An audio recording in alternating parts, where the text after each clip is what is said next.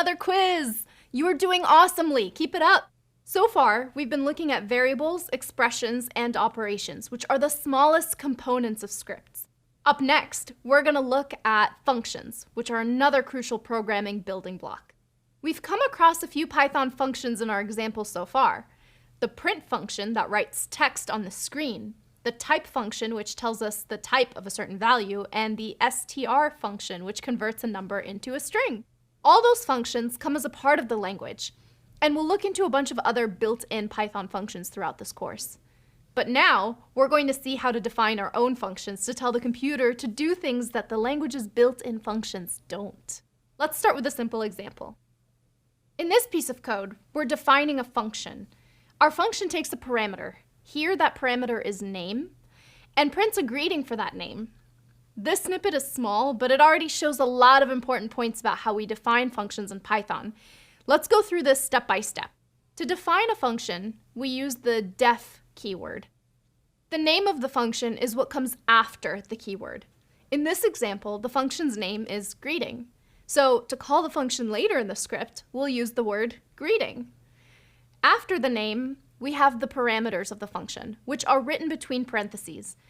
In this example, we only have one parameter, name, followed by a colon at the end of the line. After the colon, we have the body of the function. That's where we state what we want our function to do. Note how the body is indented to the right. This is a key characteristic of Python, and we'll come across it a bunch. For now, just keep in mind that the body of the function must be to the right of the definition. In this example, the body contains just one line that calls the print function. Looks simple, right? But creating functions can actually be super powerful.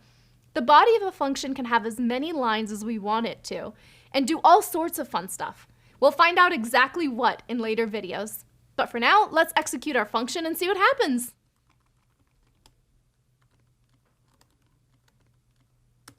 That's nice, but it's not too interesting yet. Let's make it do a little more.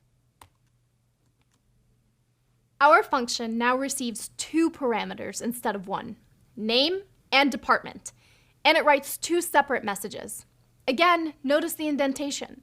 We can add as many lines as we'd like to the body of the function, but each line must be indented the same number of spaces to the right. In this example, we're using 4 spaces. We could use 2 or 8 or any other number as long as they're all consistent. Let's try calling our new and improved greeting function.